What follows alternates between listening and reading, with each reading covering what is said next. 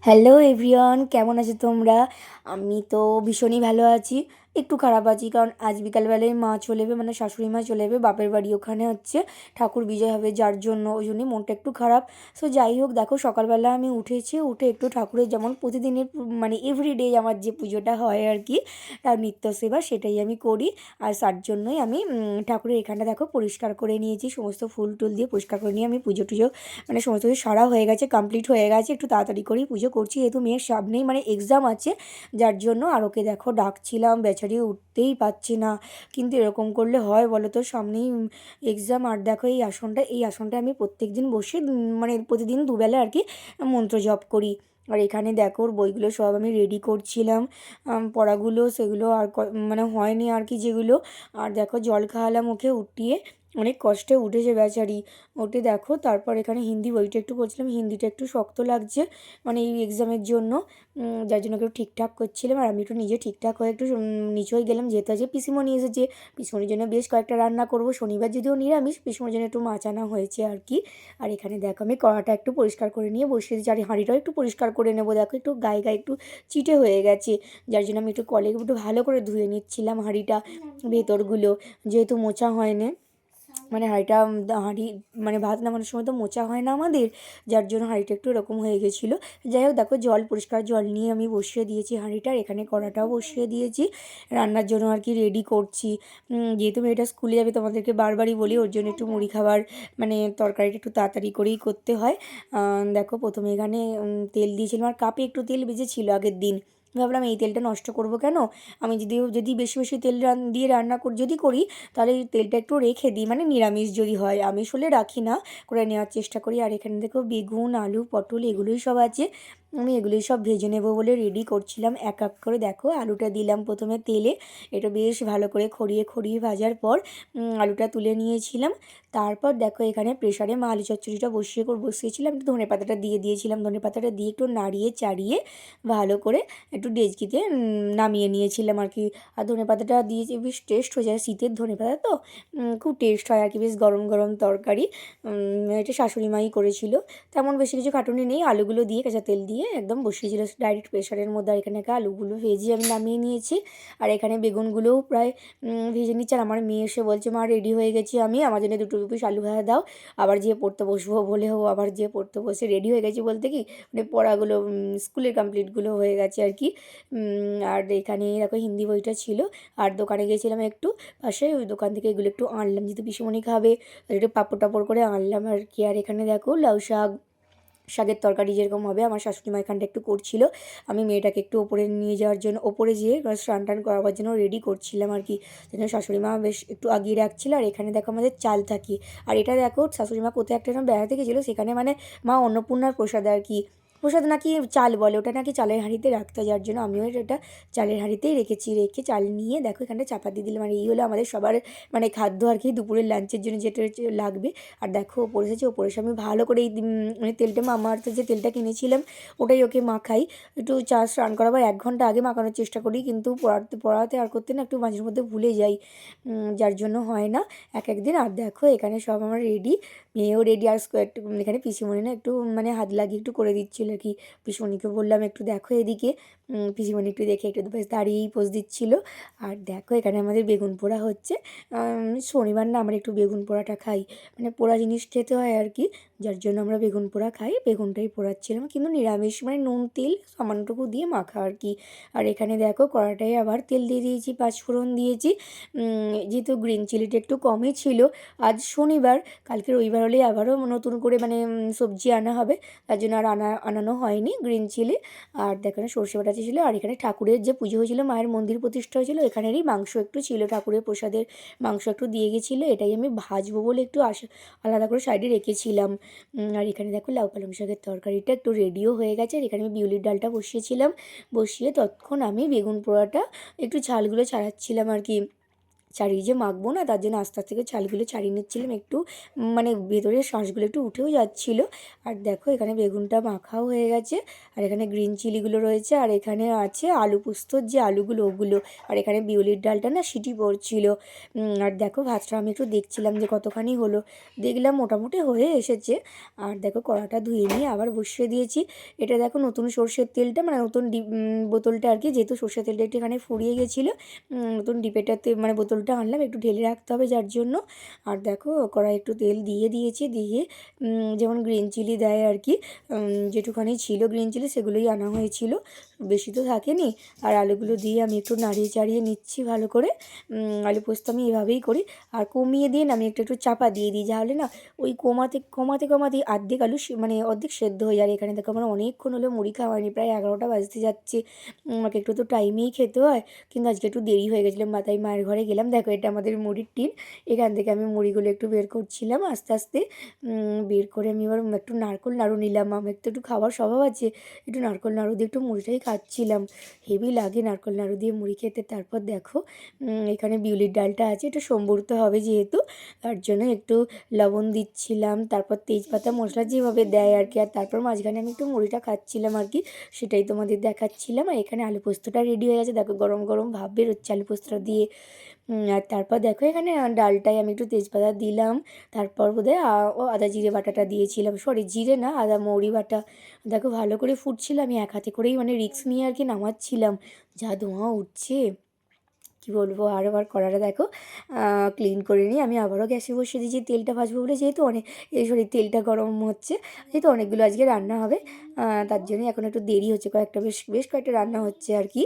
এখানে দেখো টমেটো চাটনি করবো, টমেটোটা খুব ভালো করে একটু শুকনো লঙ্কা দিয়ে একটু হলুদ দিয়ে একটু চাপা দিয়ে দিয়েছিলাম, একটু চাপা দিয়ে দিয়ে করতে করতে সেদ্ধ প্রায় হয়ে যাবে।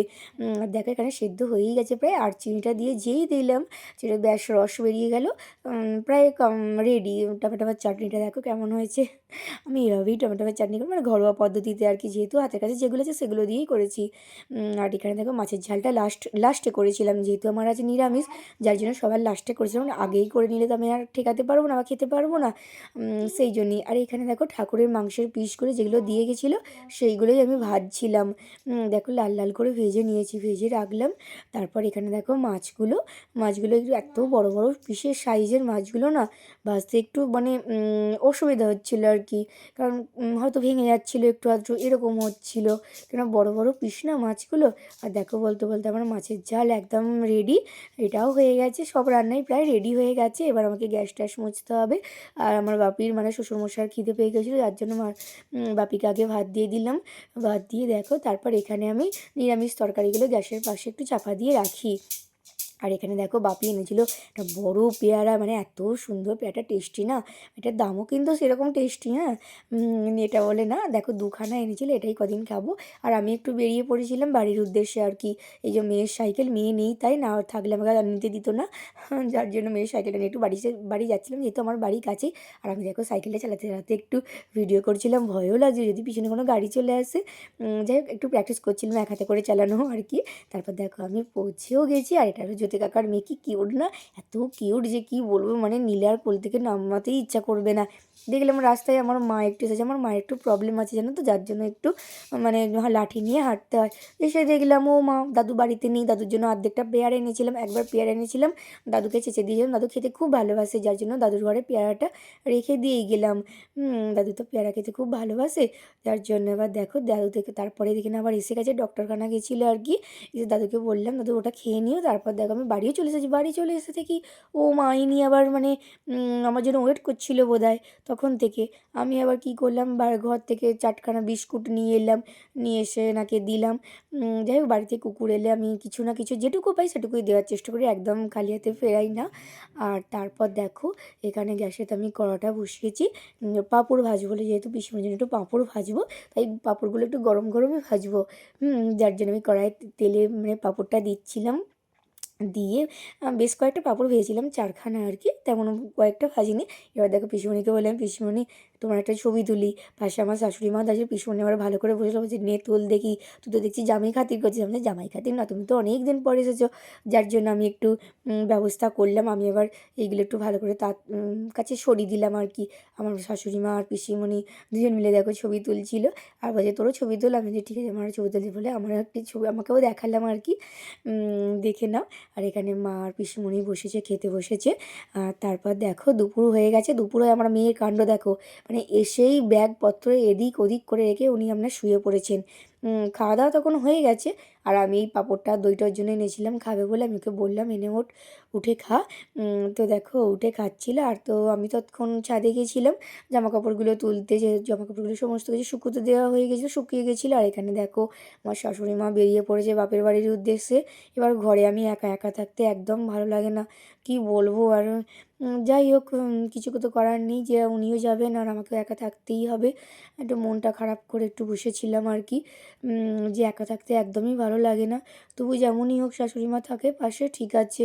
আর এখানে দেখো আমি একটু শাশুড়ি মার ঘরে সন্ধেটা দিয়ে দিচ্ছিলাম। মা না থাকলে আমি মায়ের গুরুদেবকে জল দিই বা পুজো করি আর কি। এখানে হরি মন্দিরে একটু দেখাই, প্রতিদিনই যেটা করি আর কি। আর এখানে দেখলাম যে নটু পচা বসে আছে, নটু পচাকে দুটো করে বিস্কুট দিলাম। তারপর দেখো এখানে আমি একটু ওই যে তরকারিটা ছিল না ওবেলা তো করা মুড়ি খাবার, ওই তরকারিটা একটু গরম করে নিচ্ছিলাম আর কি। যেহেতু শীতকাল পরে, শীত হোক গরম হোক, মানে সবসময় আমি গরম করে রেখে দিই, গরমকালে না গরম করলে খারাপ হয়ে যাবে। আর এখানে দেখো আটা ছিল, আমার মেয়ে রুটি খাবে, আর সন্ধ্যেবেলা হাজব্যান্ড আসবে আর কি, তার জন্য রুটি হবে একটু, সেই জন্যই। আর আমার মেয়ে আজকে বায়না ধরেছে একটু সন্ধ্যেবেলায় রুটিটা খাবে, ওর জন্য আমি সন্ধ্যেবেলায় রুটিটা করে আনলাম, রুটি আর আলু চচ্চড়ি বসে বসে খাবে বলে। তো দেখো তারপর রাত্রি হয়ে গেছে, আবার হঠাৎ করে দেখি না পাশের বাড়ি একটা যা নেমন্তন্ন করে গেল, আমাদের অ্যানিভার্সারি যাবে বলে। তো ওদের বাড়িই যাচ্ছিলাম, দেখো ওদের বাড়িতে এসেছি।